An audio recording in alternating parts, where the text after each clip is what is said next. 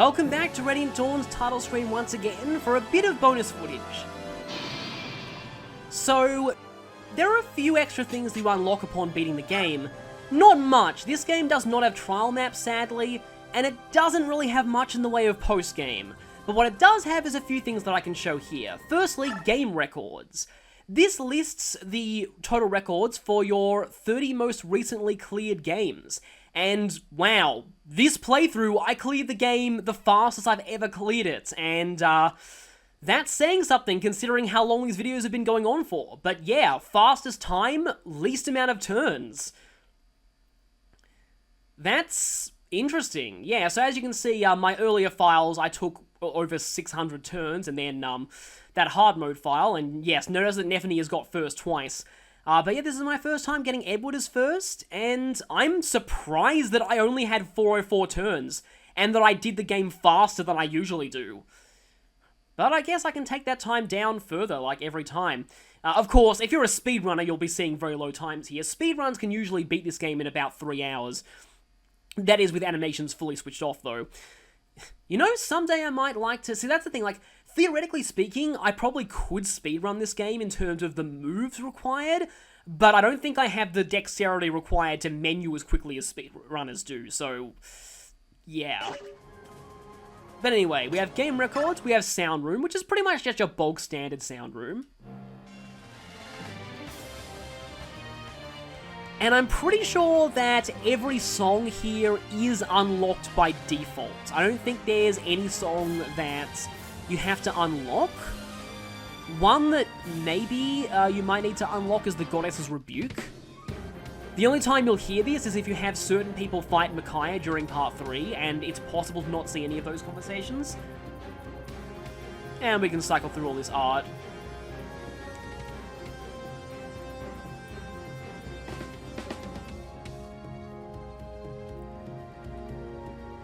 Anyway, that's really all there is to say about Sound Room.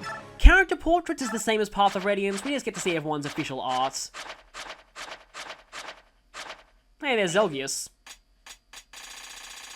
There are also a couple of characters whose official art we never really got to see during the main game, like for example Almeida, Ashura, Yune. Now this one's interesting. We did briefly see Yune's physical form in the last cutscene, but not in colour. And I actually find this very interesting. Her colour scheme is very similar to Mist. My headcanon is that Mist actually influenced the form Yune ended up taking before Ike, and that Mist time with the medallion actually shaped what Yune chose to look like. Anyway though, that's just my personal headcanon. And we also have Elena's official art for some reason.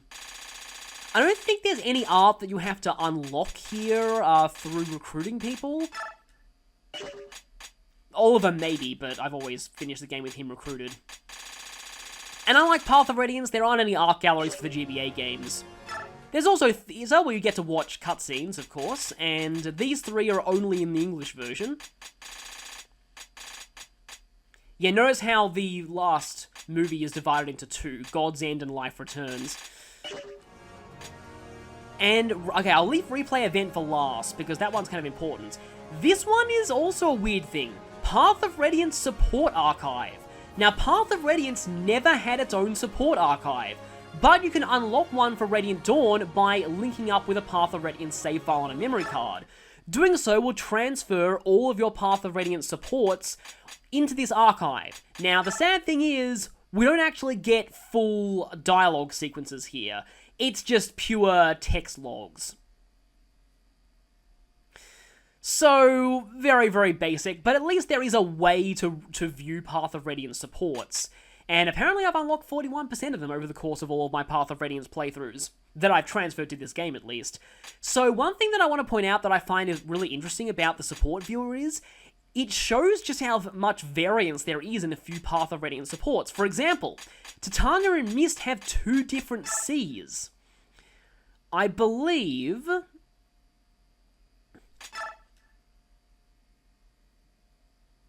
Oh, yes, this is the only one that mentions the Crimean Army.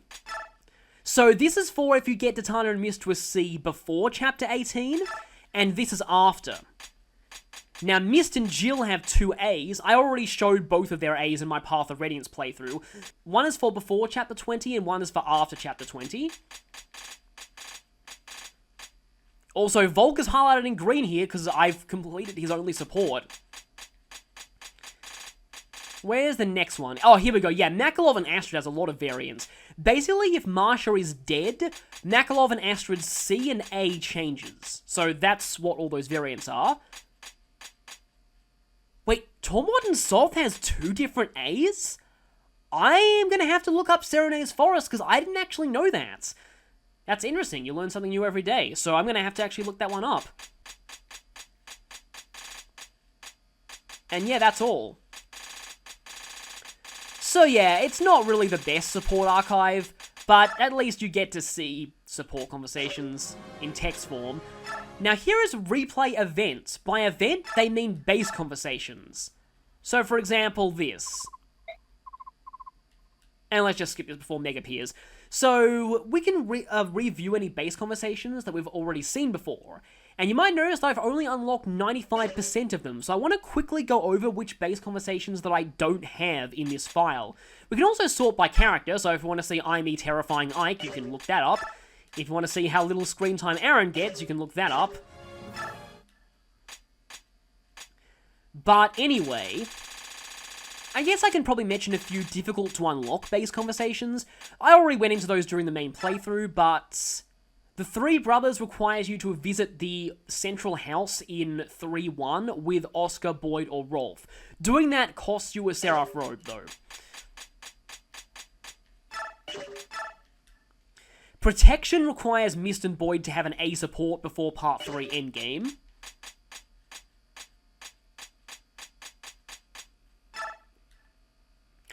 This one requires Soth and Micaiah to have an A support during endgame.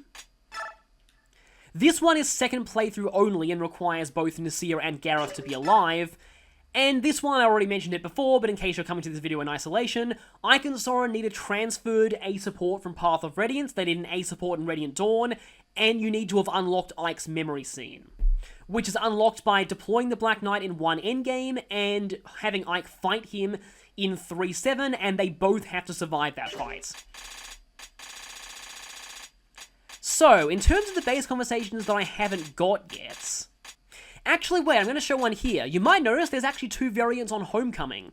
This variant is only used if you kill Peleus in Part 3, and weirdly enough, it's considerably longer and has more character development than the Peleus is Alive version. I always felt like this conversation was very cut short when I was recording this chapter, and now I know why. So this is all the same.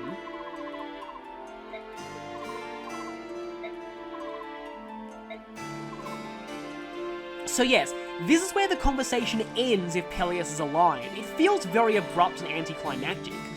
But if you killed him in Part 3, this happens.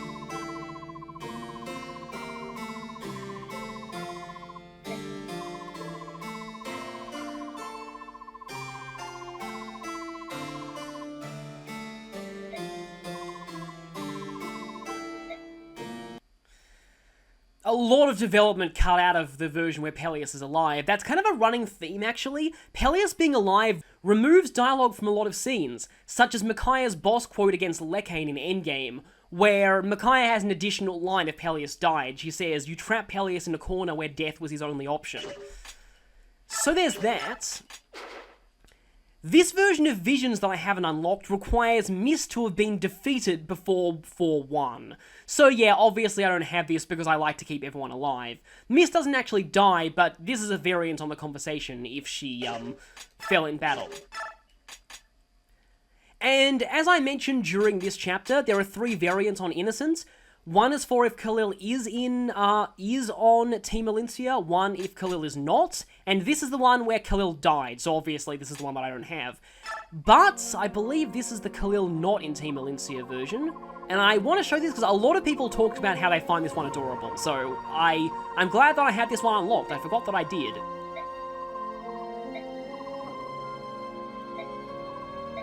Yeah, so this is all the same.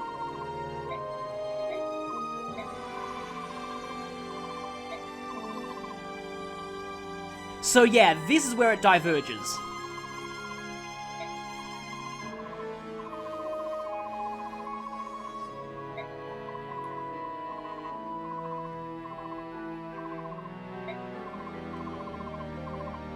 Because in this version, Ranulph comforts her.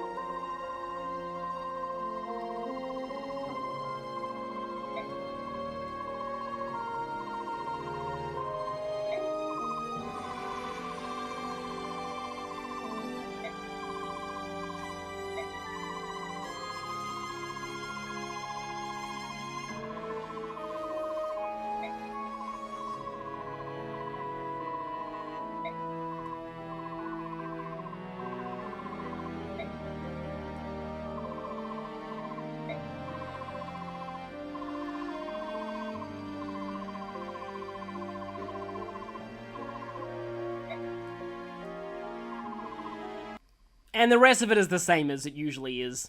So yeah, there's that version. And this one I also don't have unlocked. This is for if you didn't recruit Stefan. It's mostly the same as this one, but it doesn't list Stefan's name.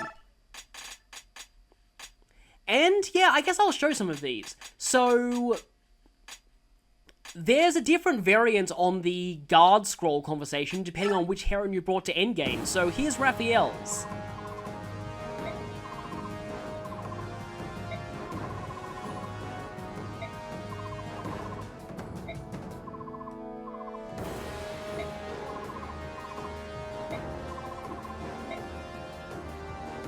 That one's pretty generic. Here's Raisins.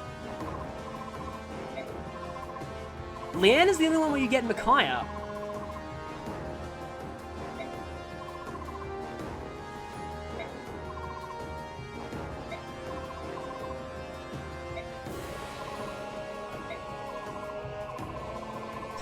Leanne is also just kidding when she says she can use it, so siblings take after each other. So those are the 2 variants on that. And these 2 that I don't have unlocked, they require the other one to be dead. So this is if Gareth is dead, and this is if Nasir is dead. If both of them are dead, you don't get any conversation. Now here's a base conversation that I didn't get to show during the main playthrough. This is in part 4, chapter 5, and requires both Janeth and Ulki to be on Team Valencia. I had Janeth switch over to Team Ike because it was the only way his increased vision in Fog of War would be useful. This is very similar to a conversation between Lyra and Keisha earlier in part 3. Well, we know that Janeth is 110, so that would make Ulgi 105.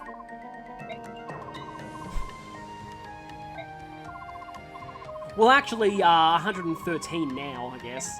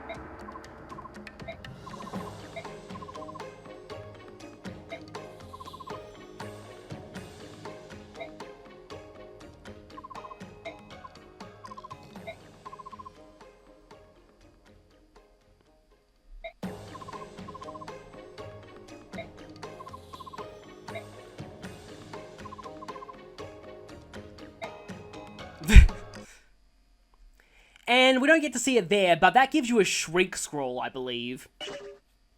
So that's everything that I want to do in terms of the replay events thing. But now something that I promised that I would show. It doesn't really matter where I go as long as I have access to the base. Because the reason why I couldn't show this is that the glossary carries over across all your save files, even if they're not clear data files. So, massive spoiler warning, I couldn't show the character tree until now because it contains a lot of developments that were revealed in Endgame. So, last warning, if you don't want spoilers, look away, but if you finish watching the playthrough, you should be fine. So, first things first, Black Knight and Zelgiers are linked with same person, as are Bertram and Renning. Kinda wish they removed the question mark once you actually knew, but yeah. So, other massive spoilers include this. The line normally goes to Peleus, but if you've unlocked the Secret Soren epilogue, we get the line from Ashnard and Almeida going to Soren. So yeah, let's just quickly go over the whole thing. There's a lot to cover here, but we've got the original 4 riders. We still don't have a portrait for Lanvega, but we can click on this to get his glossary description.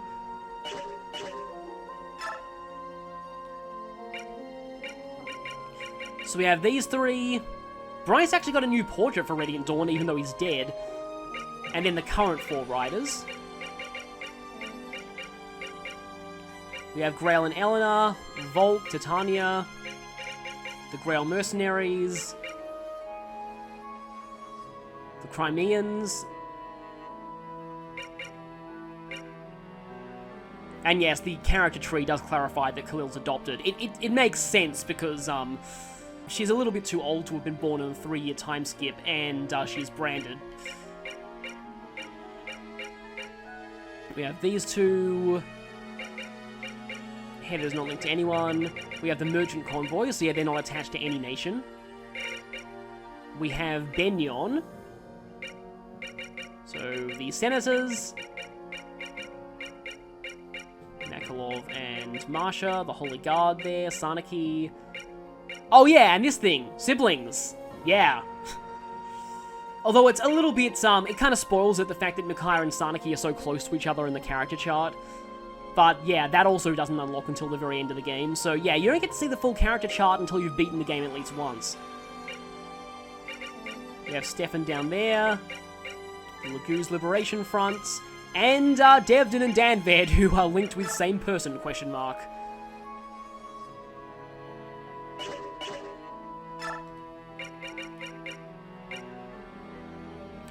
And I guess now I can show the Bird Nations. Only 2 people from Kilvas, so we don't know where Vikarit's from. The Herons, we don't actually have a portrait for Larisa, but he does have a portrait in the art book. Kind of an unfinished one, but still. And then we have Hatare, Goldoa. Gara should probably have Lol going to Kurthnaga as well, but anyway. And Gallia. Most of this is pretty self-explanatory. And then Dayan. We've already seen the Dawn Brigade, but here's the rest of Dayan. Childhood friends who don't have a paired ending. Protects! That should probably be in giant inverted commas. Or it should probably have changed to used. Kind of interesting how Patrine still has a loyalty arrow to Ashnard, even though they're both dead. So they do actually have a bond support in trial maps and Path of Radiance, so I guess even death can't stop that loyalty. And yeah, Lanvega, Jill and Har. Oh, Jill's father isn't on this. You kind of think he would be. But yeah, that is the entire character relationships chart. There is another version of the relationship chart in, let's press Y to hide controls and show the full thing. There is another version of the relationship chart that is in the art book that also shows Ashura, Yune, and Ashunara.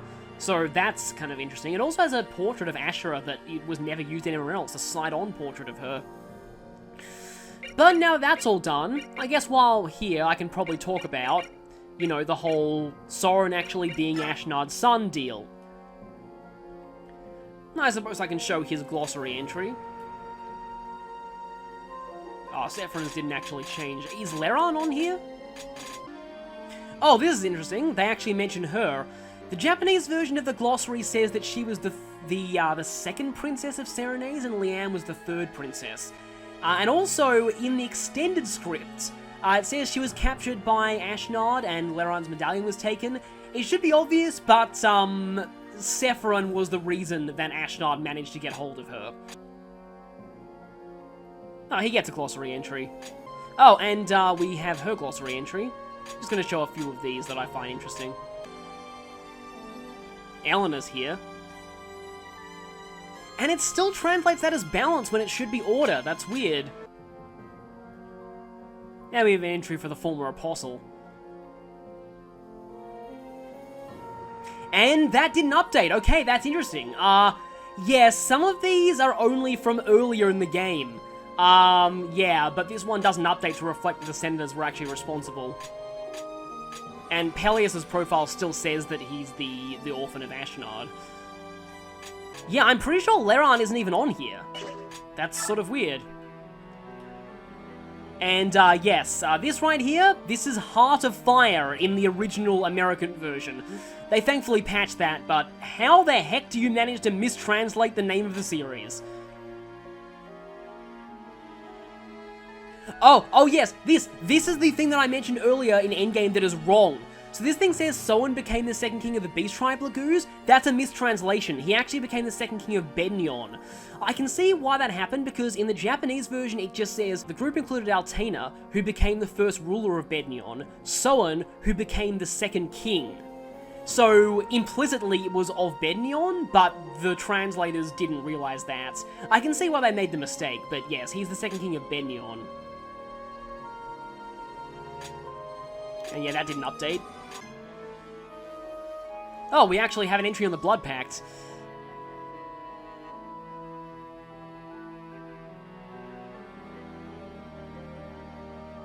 The thing about the brand being passed from generation to generation is actually important. That's how Nasala inherited his. So, it's easy to figure that out if you've read the glossary.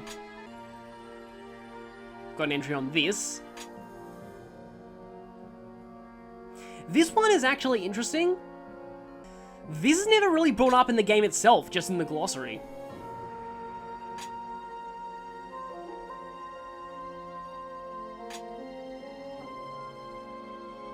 And yeah, there are two versions of human.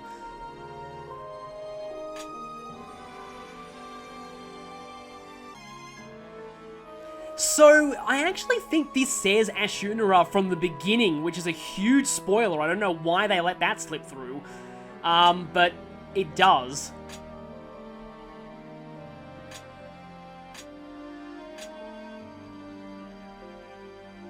Also got a term for this.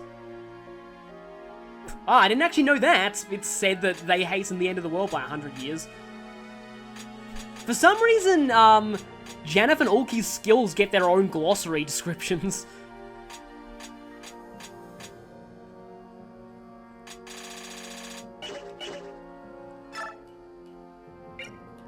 Anyway, so what I was going to do is I was going to talk about my thoughts on the reveal about Soren actually being Ashnard's son, because I can finally do that now. So yeah, all through Path of the Radiance, there are many points where I wanted to point this out. Soren has special boss dialogue with Ashnard. Neither of them ever really figure it out, and I doubt Ashnard would care even if he did know. But it is particularly ironic that the tactician who helped take down Ashnard was his son, and the son that Ashnard cast aside. Many people in the comments also pointed out the massive resemblance between Rajion and Soren. Seriously, Rajion just looks like an older version of Soren, so many people figured it out that way once they realized that Almeida and Rajion were siblings. Again, Soren, nobody ever showed him kindness, not even his own father, and given that Almeida's last memory of her son was as a baby, Soren was likely abandoned very, very early in his life. The fact that he even survived is a miracle, and yeah, he didn't even know how to talk or read or write at all because he wasn't even raised, which is incredibly sad. Just goes to show what kind of a person Ashnard was. He had a child with a dragon because he thought that child would be super powerful, and once he realized the child couldn't turn into a dragon, he instantly abandoned them as a baby. yeah, that's Ashnard for you. And while I still feel like some of Soren's prejudice towards the Lagoos definitely goes a bit too far early in Path of Radiance, though he does get better, I can understand why that happened. It's because he was just treated like he didn't exist because he was a branded. Some people have also brought up there are interesting parallels between Zelgius and Soren in a way. Both of them had been abandoned by their families and were treated as outcasts for being branded, and for both of them, they found one person that they could really trust in the whole world and devoted their whole lives to serving that person. In Zelgius' case, Sephiroth. So, that's also an interesting point about Soren. But, yeah, now we have his full backstory, and that should be everything that I wanted to talk about here. So, that'll be all for this bonus episode. There's really nothing much else to show in Radiant Dawn itself, apart from endgame boss conversations, but those, I'm gonna have to, like, those might be a while. I'm gonna work on those probably in the background when I do my next project, because I'm gonna have to bring Astrid all the way to endgame 4, untrained. That's gonna be fun. So, you'll be seeing some videos on unused content in these games next. But on that note, this is the last we'll be seeing of Radiant Dawn, the actual physical game. So, I will see you all next time.